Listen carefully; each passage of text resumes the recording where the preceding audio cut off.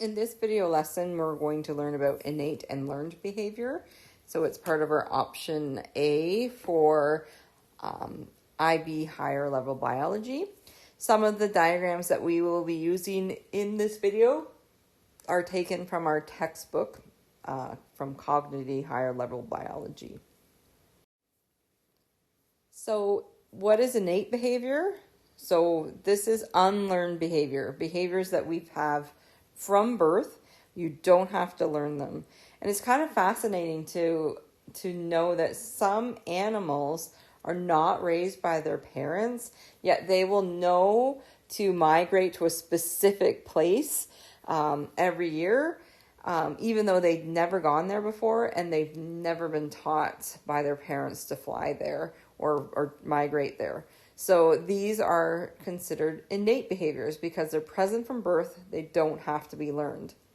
These innate behaviors increase chances of surviving to reproduce because remember, that's what evolutionary fitness means. Be able to survive and pass your traits on to the next generation. So these innate behaviors are often genetically based. So you've inherited them from your parents.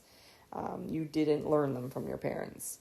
And they would be present in all members of the population. So all members of a certain type of bird would know to migrate to a certain place in the south for the winter.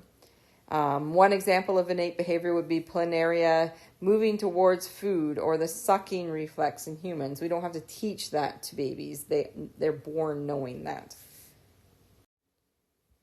So invertebrates, even though they may not have a brain, or a very complex brain, they still have some behaviors that are innate. So an example would be taxis or kinesis. So taxis is a response that results in the movement towards or away from a stimuli. So phototaxis or chemotaxis, so being either attracted to the light or being repelled by the light. And chemotaxis, same thing, being attracted or you would be repelled by a certain chemical in the solution, like salty water, or you're attracted to sugar that's dissolved in the water, your food source. Kinesis is a response to a stimulus that results in an increased or decreased level of activity. So if we take a look at stimulus, response, and reflex. So a change in the environment that we are able to detect by a receptor would be a stimulus. So a stimulus might be pressure or a scent that's floating through the air. And then a reaction to the stimulus would be a response. And then an unconscious and rapid response to a stimulus is a reflex. So one of our reflexes is that we flinch when something is coming towards our face to protect our eyes. We can't think about it and we can't prevent it either. It's a reflex motion. So if we took a look at the pain reflex, so we have receptors that are pain receptors, and they get a stimulus of heat or pressure, or perhaps you're being exposed to a chemical that could cause damage to your skin. So they're being produced by the injured tissue.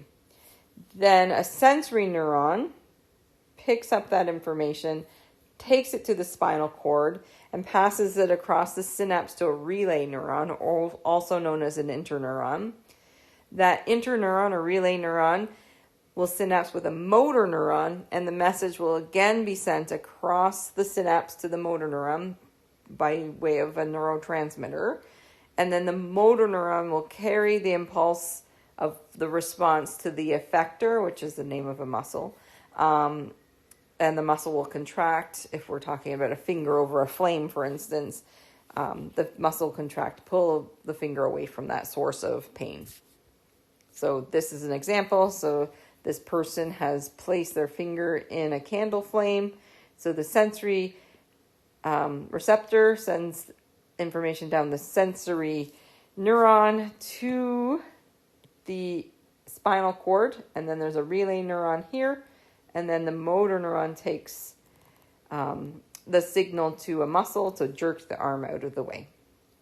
And these types of reflexes, they save time because you're not sending the signal to the brain the response happens right in the spinal cord, without having to send the signal all the way to the brain. The brain decide, yep, that hurts. It's much quicker than that. So learned behavior. So learned behavior, we're not born with it. We learn it because we've had certain experiences to teach us to, understand that that's the way things are. So individuals in a population will have variations in their behaviors. We know that with people, we all act differently. Dogs have different personalities. Cats have different personalities based on their experiences. And our learned behavior can give you an advantage over another member of the population, depending on what that learned behavior is. I'm fairly certain everybody has heard of Pavlov's dog experiment. It used to be called classical conditioning. Now it's called reflex conditioning. So originally, before conditioning, there would be an unconditioned stimulus. So when a dog sees food, it has an unconditioned response. It has saliva. It salivates at the scent or appearance of food. So food is an unconditioned stimulus. It doesn't matter. It wasn't trained. When a dog smells food, it would salivate. And then before conditioning, if you had a neutral stimulus, just a bell was the example that Pavlov used. You ring a bell, there is no salivation. So a neutral stimulus, there's no conditioned response. So no salivation. But then what happened was when Pavlov would ring a bell and present food at the same time, the dog would salivate. And that happened over and over and over again. So eventually the dog associated the bell with food. So after the dog was conditioned, every time you rang a bell, it would start to salivate. So that is classical or reflex conditioning. So you start with an unconditioned stimulus, and it has an unconditioned response. So food causes the dog to salivate. Before you conditioned the dog, a bell would not cause salivation. While you were training the dog, ringing the bell and giving the food would cause the dog to salivate, but it was the food that was causing it at first. But eventually the dog associated the bell with food and would salivate anytime it heard a bell. So imprinting. So this is a feature that happens in geese.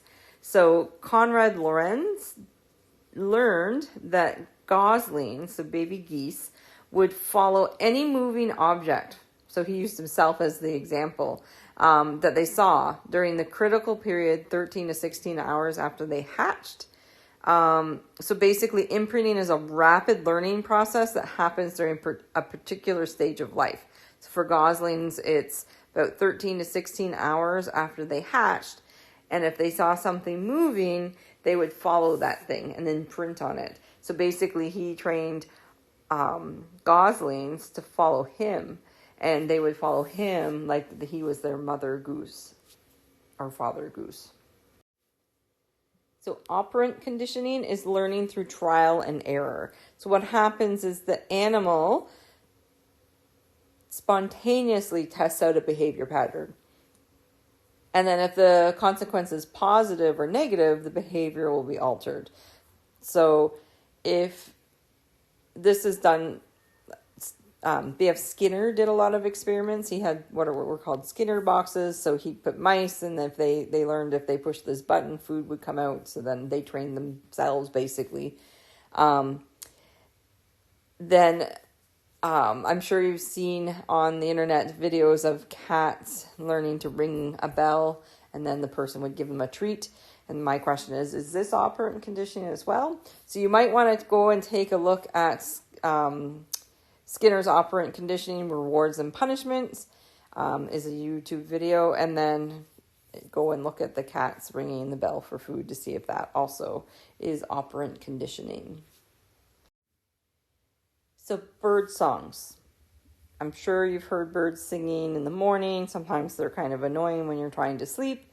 Their songs are actually partly innate. So birds are born with the ability to sing certain songs, if they're a songbird. But part of their songs are learned. So if you listen to bird songs, there's actually dialects in different parts of a region based on wherever the birds were raised. And if you take baby birds that were born in one part and put them and raise them in a different part, they will pick up the dialect of the place where they've been transferred to, but they'll still have pieces of their innate song, the song that they were born with. So it's quite interesting. There's a few videos that you can see there. They're linked in D2L, so you can watch them if you wish. So learning is the acquisition of a new skill or knowledge. So learning how to walk, to talk, how to play a musical instrument are all examples of learning. They're all higher order brain functions. And of all the species, humans have the largest capacity to learn, and that's due to our highly folded cerebral cortexes.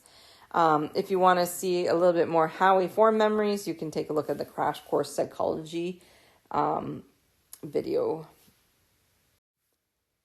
Memory is another higher order function of the brain, and it's known as the process of encoding, of storing, and accessing information. And we'll now look at each of those three stages.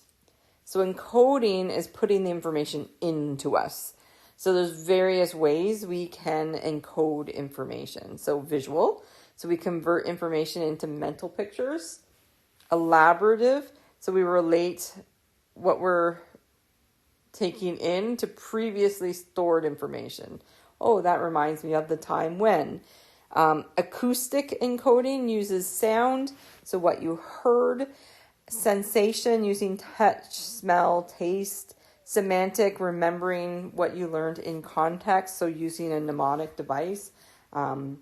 Like my very excellent mother just served us nachos to remember the order of the planets: Mercury, Venus, Earth, Mars, Saturn, and so on. Storage occurs at the level of the neuron. So with increased transmissions, the strength of the connection increases. So remember, neurons make up our brain. So the connections between neurons are where we are able to collect and store that information. So the more that you use this particular neuron, and the more that it synapses with another, the stronger the connection, and the stronger that we'll learn that information or keep it stored in our brains. And then accessing is how we retrieve the memory. And there's two different types of memory: short-term memory and long-term memory. And then two ways of accessing that are recognition. So I see this, I've seen it before, and I recognize that. And then recall, so recalling facts. So the difference between short-term and long-term memory. So short-term memory, there's a small amount of information. We can only hold on to a certain amount. The things that we're actively thinking about, and our information is retrieved in sequence. So we sometimes call our ability to store, or whatever we can hold in our brain at once, working memory. And working memory suggests that you can only store about 7 to 9 pieces of information at a time. So like that's why our phone numbers aren't very long. They're 10 digits with the area code, so it's a little more than we're supposed to be able to remember. But you can remember them in clusters too. So we have an area code, so that's actually just one piece of information. So for our region, if it's a regular landline, 613 is our area code. And then the first 3 digits in the second set of digits are 4. So you can store them better in our working memory in 3 little clusters of information. Long-term memory You actually have to cause a change in neural pathways. So repeated use and repeated exposure to the thing will help you keep that memory and strengthen it. So studying, for instance, and then that alters and strengthens those circuits in the brain there. There are a few activities that we'll do in class to help us find some strategies for storing things in our working memory for longer periods of time, and hopefully turn them into long-term memories.